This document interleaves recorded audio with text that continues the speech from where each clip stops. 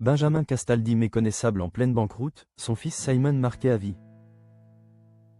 Ce mardi 14 octobre 2025, le psychiatre Laurent Carilla, spécialiste en addictologie et intervenant régulier dans Ça commence aujourd'hui sur France 2, a mis en ligne un nouvel épisode de son podcast Addiction.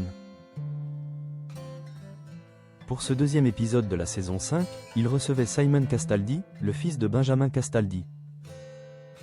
Venu se confier comme rarement sur son enfance marquée par la descente aux enfers financières de son père.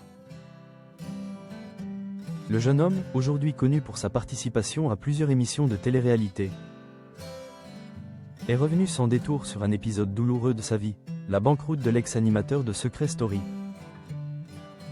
En 2011, Benjamin Castaldi est victime d'une vaste escroquerie qui le ruine totalement.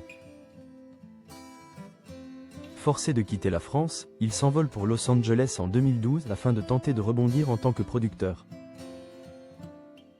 À l'époque, Simon n'a que 11 ans. Mon premier trauma, c'est la banqueroute de mon père. Parenthèse ouvrante, parenthèse fermante. Avant qu'il parte, je le voyais le week-end, blanc, livide, creusé. Ça n'allait pas du tout. On n'avait pas de chauffage, pas d'eau chaude, mais on ne se rendait pas compte. On pouvait jouer avec lui à la PlayStation, on était content pour ça. Parce que, pendant mon enfance, il y avait toujours ses potes et jamais lui, seul, a-t-il raconté avec émotion. Ces souvenirs témoignent de la fragilité d'un père dépassé par les dettes et les revers de fortune.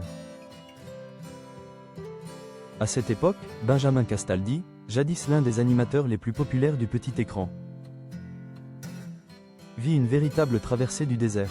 Son fils, lui, en garde une blessure indélébile. J'ai un souvenir où il pleure parce qu'on sait qu'il a tout perdu. Parenthèse ouvrante, parenthèse fermante. Je ne lui en veux pas du tout. Ça a été le premier choc et je ne l'ai plus du tout vu pendant très longtemps. Jusqu'à ma troisième, je ne l'ai presque plus vu. C'était dur, mais je n'ai manqué de rien, poursuit le candidat de télé-réalité Simon Castaldi. Derrière ces mots, une tendresse évidente pour un père qui a tout perdu, mais qui a toujours tenté de rester debout. Car si le mari d'Aurore a souvent évoqué ses déboires financiers, c'est la première fois que l'un de ses enfants en parle.